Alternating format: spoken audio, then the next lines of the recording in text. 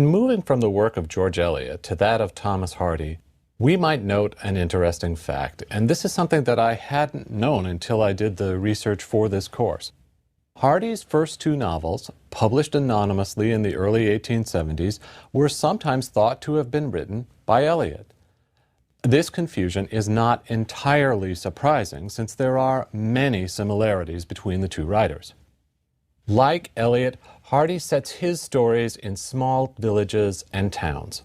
From the start of his career, he explores the lives of people in the southwest of England, his own native region, which he renames and eventually makes famous as Wessex. Hardy's Wessex country includes the counties of Wiltshire, Somerset, and Dorset. It's an agricultural region with relatively few large cities. If you've ever visited Stonehenge, you've been in Wessex country. This is not the only connection between Eliot and Hardy. Like Eliot, Hardy is fascinated by experiences of disappointment and failure. This connection was not immediately obvious. Hardy's first two novels featured relatively happy endings, but it became unmistakable later on. In talking about Middlemarch, and more specifically about characters like Lydgate, Casaubon, and Bulstrode, we saw how Eliot's people wrestle with their shortcomings and struggle to understand their mistakes. In talking about Hardy's fiction, we will see the same thing. Consider The Mayor of Casterbridge, a novel published in 1886. At the beginning of this work, a man named Thomas Henchard arrives at a small village with his family. Before long, Henchard has gotten drunk and sold his wife to a sailor. That's right, he sells his wife to a sailor. Never seen anything like it before or since. It's an amazing opening, one of the most interesting and arresting in all of English fiction. When Henchard wakes up the next morning, he takes a vow of abstinence and begins working to make up for his awful mistake. He succeeds in this effort, eventually gaining wealth as well as a position as the mayor, but he continues to be haunted by the past. Now, despite these many connections between Hardy and Eliot, it would be a mistake to see Hardy's work as a mere continuation of Eliot's fiction. For if she considers the possibility of tragedy, he embraces it. His novels, especially his later works, often end with the destruction of the main character. In considering this point, we might return to The Mayor of Casterbridge. Over the course of the story, Henchard's life unravels completely. By the end of the book, he has lost everything: political office, economic security, friendship, and at the very end, he dies alone, an outcast from society. Like many of Hardy's major characters, Henchard is flawed, acting on impulse and making terrible mistakes. Yet his intense suffering seems somehow undeserved.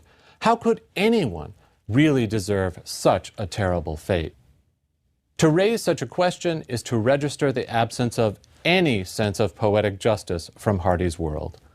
In his later novels, virtue is not necessarily rewarded. What's more, vice is punished excessively, maybe even extravagantly. Men like Henchard probably don't deserve to end happily, but should they really be leveled, completely destroyed? This aspect of Hardy's fiction, often identified with what critics call his pessimism, will be our main concern in this lecture. We'll want to account for Hardy's pessimism as best we can, connecting it to some of his own personal experiences. We'll also want to link Hardy's pessimism to other aspects of his work, including his complex view of nature. No English novelist has a more immediate and powerful response to nature, and we'll want to pay special attention to this defining feature of Hardy's work. Our main example will be Hardy's most famous and popular novel, Tess of the D'Urbervilles.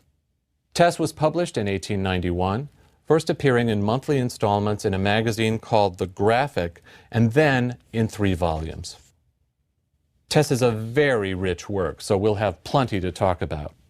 For now, we might note that Tess ends with the heroine's execution for the crime of murder, a dark conclusion indeed, and thus illustrates Hardy's differences from the novelists we've studied so far. From the English novel's beginnings in the 1740s, there had been only a few genuinely tragic works in the tradition. Most notably, Samuel Richardson's Clarissa, published from 1747 to 1749. Some works by mid-19th century novelists had tested the limits of the standard comedic ending, and a few, like Wuthering Heights by Emily Bronte and The Mill on the Floss by Eliot, had begun to push past those limits entirely. Nevertheless, it's fair to say that Hardy takes a further step, a big step, in works like Tess. In the end, we might even identify him as the first English novelist who regularly works in a tragic mode. The roots of Hardy's pessimism may lie in his earliest experiences. So let's take a look at the biographical context of his work. Hardy was born in 1840 and he died in 1928.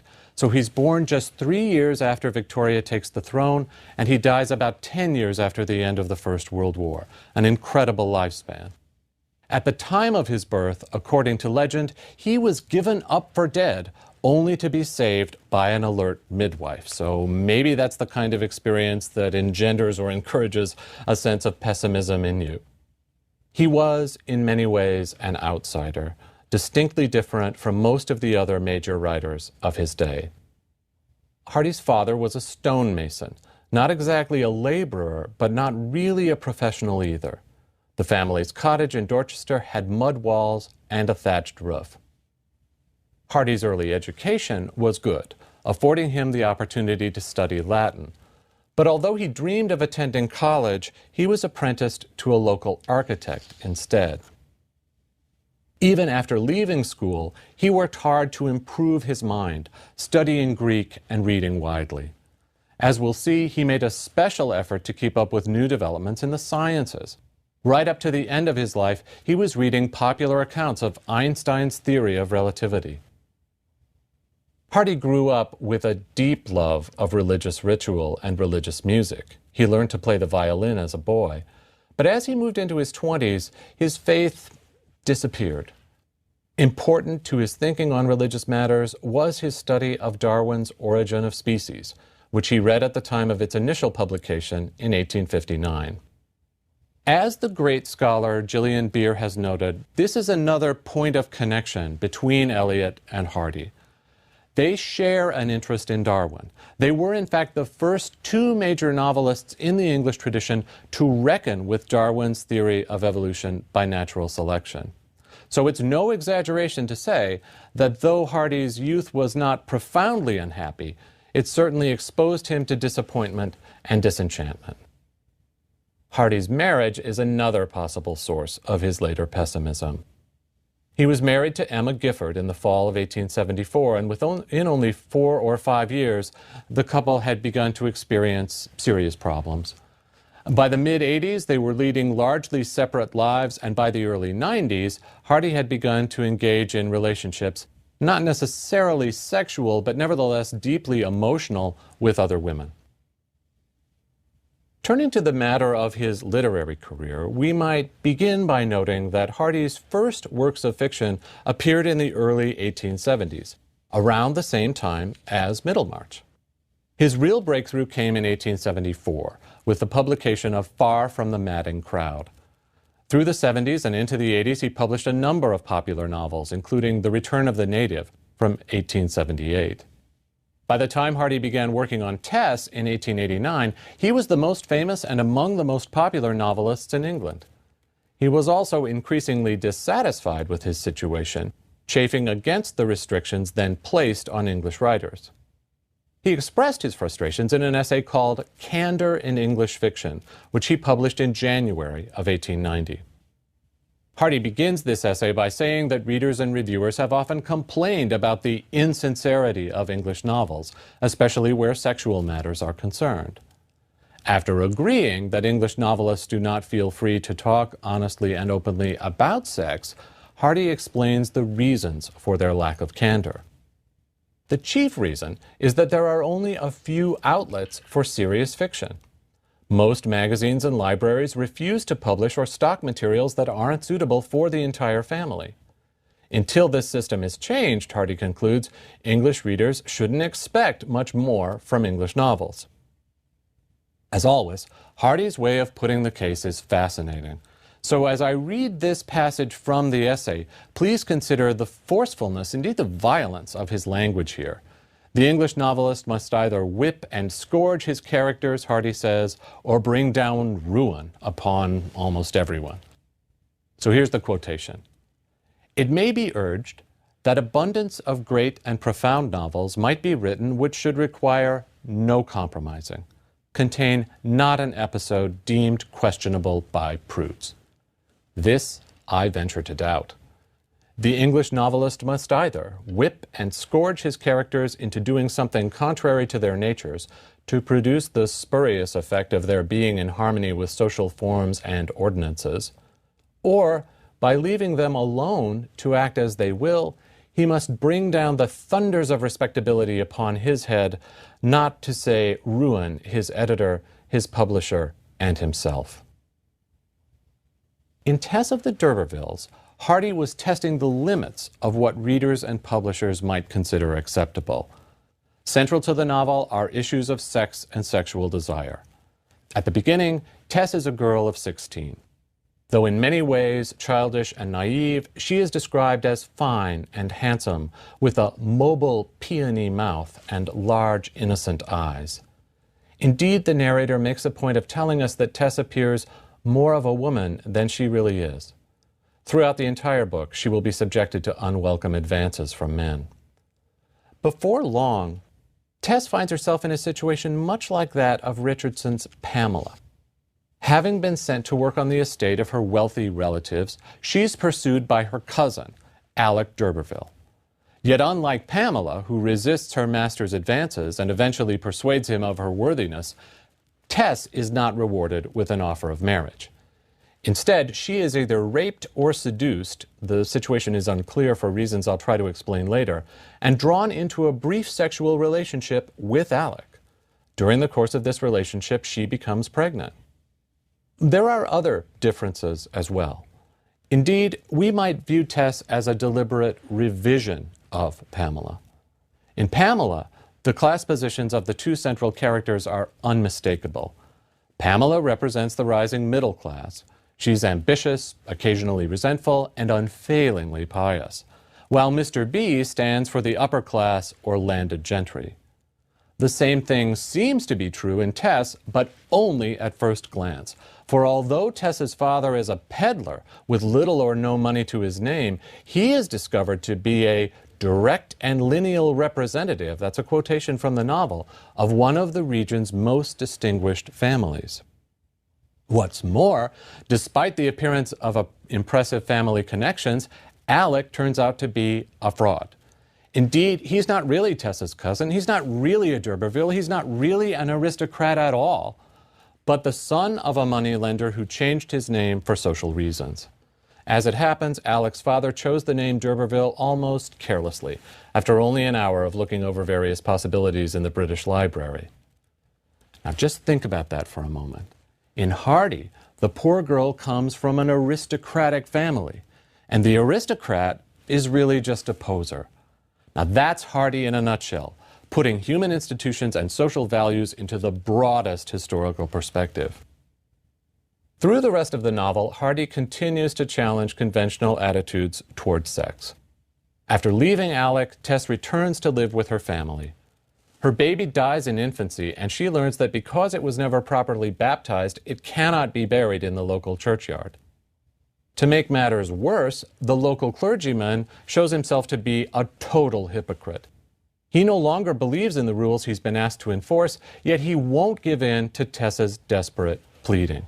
And for many readers, this portrayal of religious hypocrisy may have been as disturbing as anything else in the novel.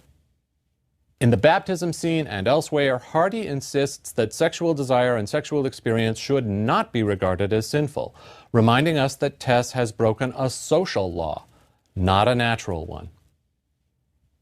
Now, we need to understand that the novel's most controversial episodes were not included in the original serialized version of the story.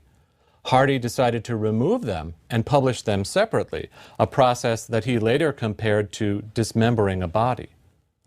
Among the episodes in question were the rape scene involving Tess and Alec and the baptism scene involving Tess and the clergyman. When it came time to publish Tess in book form, Hardy reincorporated the deleted scenes and then, in an almost defiant gesture, added a provocative subtitle, boldly proclaiming Tess to be a pure woman. Through all of this, he was constantly worried about the reactions of his publishers. In the early stages of his work on the novel, at least 3 publishers had told him of their reservations about the material, so he had good reason to be concerned. His worries did not end with the publication of Tess in book form either. He continued to revise his story for later editions, and the changes he made were far from trivial. Consider, for example, his work on the rape scene. In the original book version, Hardy made it clear that Tess was drugged before her first sexual encounter with Alec.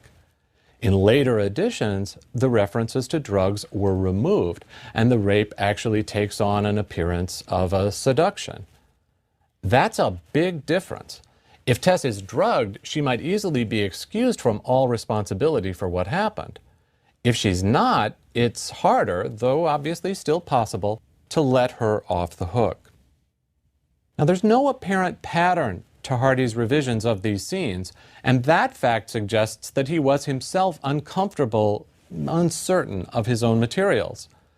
Could he assert Tessa's purity while also portraying her as frankly and openly sexual? This was a major question for him, and it seems to have worried him, plagued him, for the rest of his life. Biographers often suggest that Hardy developed an intense connection to his own fictional heroine, drawn to her sexually, but also determined to vindicate her morally. Late in life, it's worth noting, he became obsessed with a local actress portraying Tess in an adaptation of the story for the stage.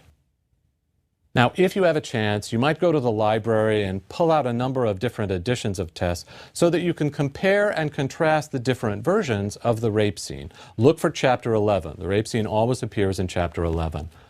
Some paperback editions of the book, including the one that I've recommended for you, include several versions, along with a detailed account of other changes and revisions.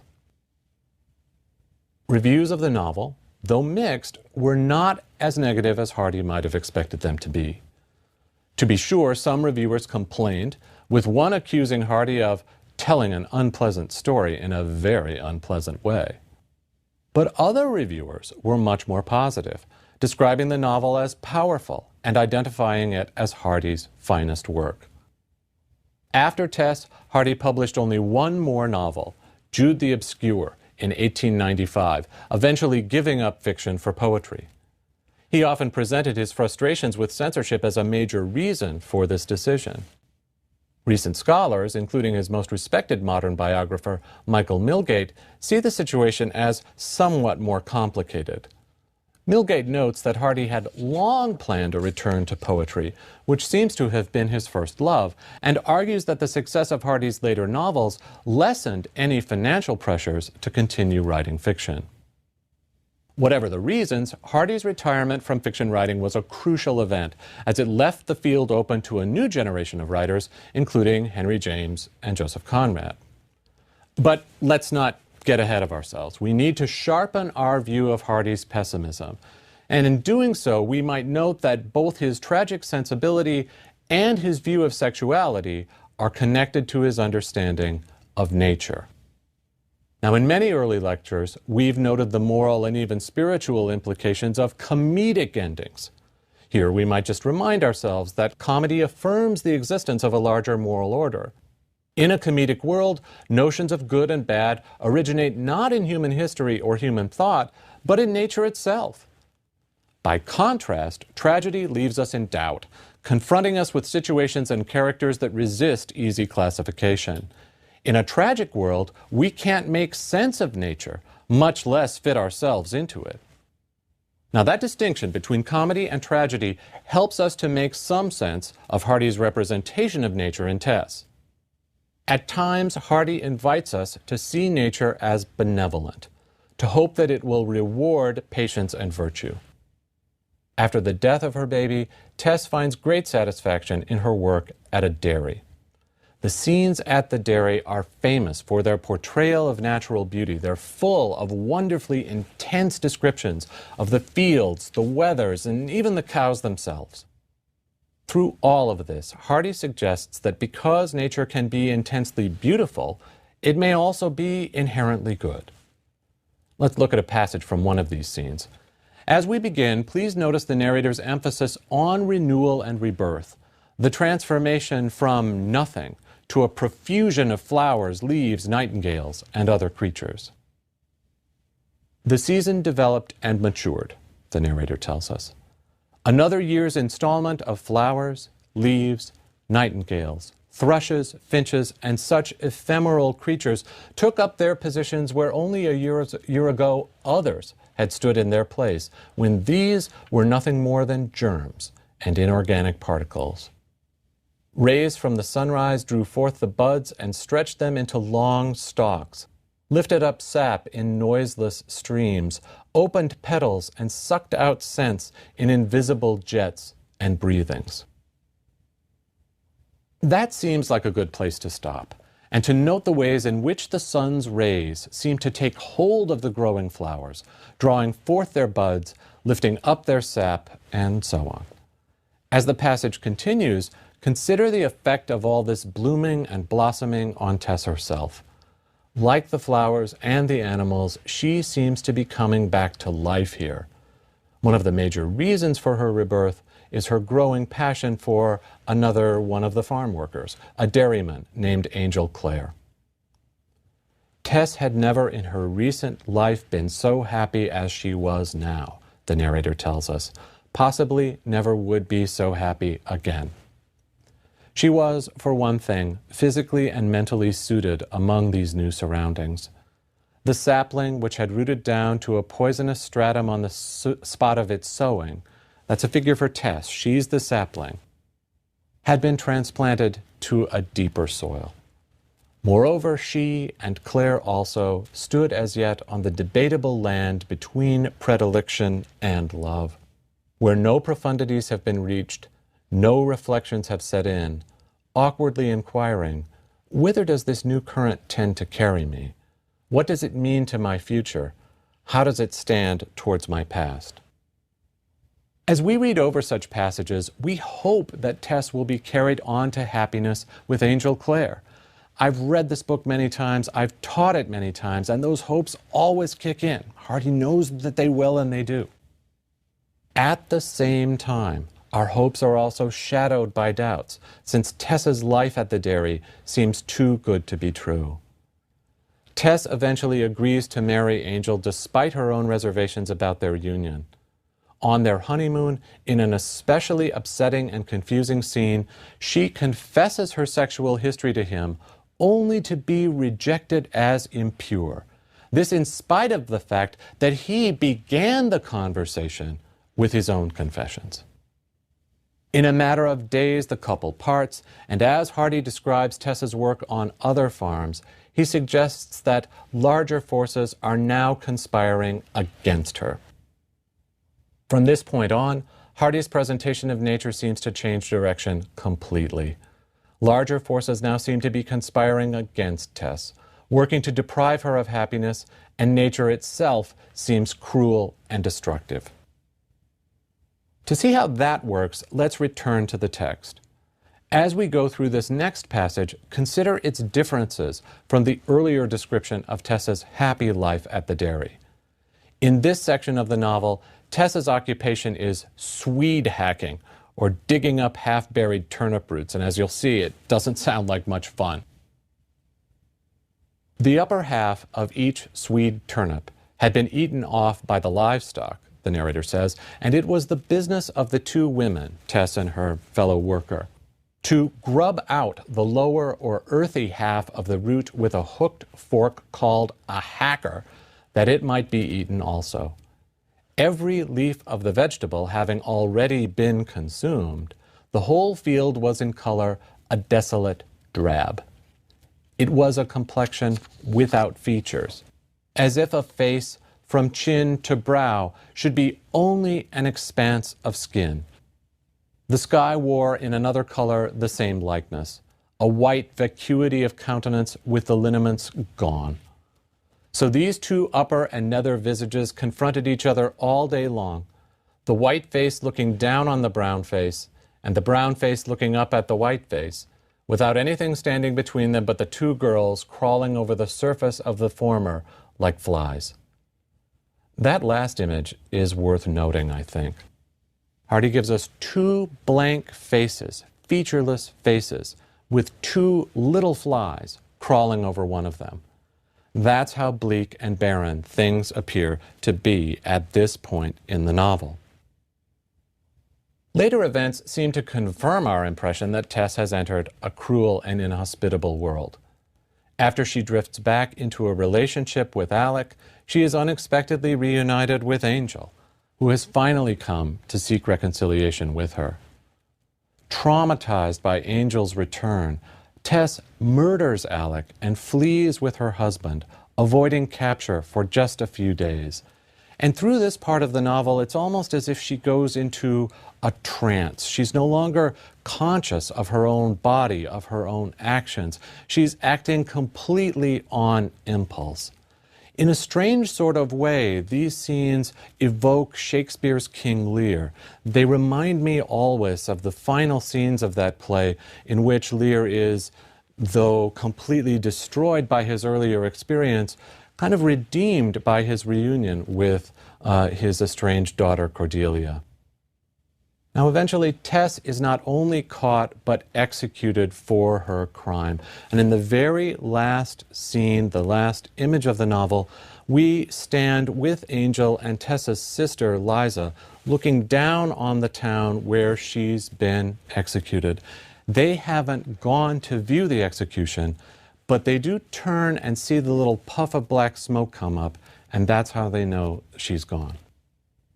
Now, there is some hope at the end of the novel for Angel. Maybe he'll get to start over again with Tessa's sister Liza. But surrounding Tessa's death is a real sense of waste. We're glad to see that her suffering has come to an end, yet we also wonder why that suffering had to be so protracted and so profound. As in The Mayor of Casterbridge, the example we considered at the beginning of the lecture, we seem to be dealing with a novel that almost completely dispenses with any notion of poetic justice. Now, through all of this, Hardy may seem to be viewing the natural world from a Darwinian perspective. To understand his actual views, we'll need to say a bit about Darwin himself. Darwin was born in 1809 and he died in 1882. He published The Origin of Species in 1859 and The Descent of Man in 1871. We know that Hardy read Darwin as well as a number of works about evolution, and that allows us to identify Darwin as a direct influence on novels like Tess.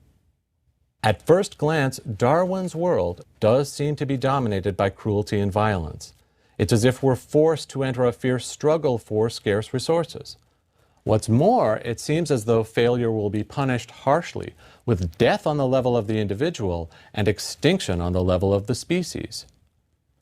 But on a closer and more careful reading of Darwin, it becomes obvious that what he really means to stress is not the cruelty, but rather the ultimate indifference of nature and natural processes. For Darwin, natural selection is an impersonal, almost mechanical process, complicated and fascinating, but essentially amoral. The process neither rewards success nor punishes failure. Instead, it merely registers the answer to a single, simple question. Is this individual or this species well suited for its current environment? If the answer is yes, the result is survival. If no, suffering and eventual death. Hardy understood all of this very well, and in one of his notebooks he copied from a commentary on Darwin a sentence that makes the point nicely. Quote, "Science tells us that in the struggle for life, the surviving organism is not necessarily that which is absolutely the best in an ideal sense, though it must be that which is most in harmony with its surrounding conditions." In the case of a character like Tess, We may be dealing not with a victim of nature's violence or even of nature's indifference, but rather with a person unfit for her environment. There is much in the novel to support this reading. The early chapters show us that Tess is a misfit in her own home, much more sensitive than either of her parents or any of her siblings. Later chapters reinforce the point, repeatedly showing Tess to be more loving and more deeply passionate than either of the men contending for her. Neither Alec nor Angel is deserving of her, and by the end of the novel, it's hard to imagine a man who would be. Now, please don't get me wrong here. The implications of Darwin's ideas are not always easy for Hardy to accept. He sometimes sees the indifference of nature as worse than forthright cruelty.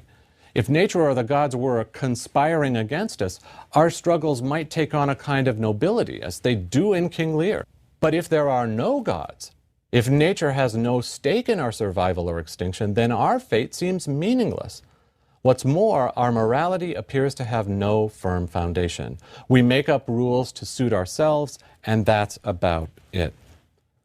Along with these happy conclusions, Hardy considers the possibility that human consciousness is what biologists might call a maladaptation, a trait that might seem to increase our fitness for this environment, but actually does just the opposite.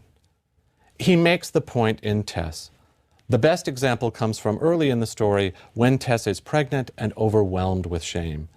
As she waits for her baby to come, she often takes refuge in the woods, finding in the midnight airs and gusts the signs of nature's bitter reproach. Though understandable, the narrator explains, Tess's reading of the natural world is mistaken. Indeed, her interpretation of the winds and airs is described as a sorry and miserable creation of her own fancy, a crowd of moral hobgoblins by which she was terrified without reason. The world is only a psychological phenomenon, the narrator concludes, suggesting that our perceptions of moral forces in nature are merely projections of our own internal wishes and fears. In the end, then, Hardy's pessimism turns out to be a very interesting thing. For on his view, we may all be misfits like Tess, unsuited for life in a world like this one. It's not just that we fail to achieve happiness, it's that we fail to learn from our disappointments, continuing to search for moral or aesthetic value in a universe that can't really recognize those concepts. In our next lecture, we'll consider another major figure from the later decades of the 19th century, the American-born Henry James. James did not think much of Tess, yet as we'll see, he shares many of Hardy's dissatisfactions with the situation of the novelist in the latter half of the 19th century.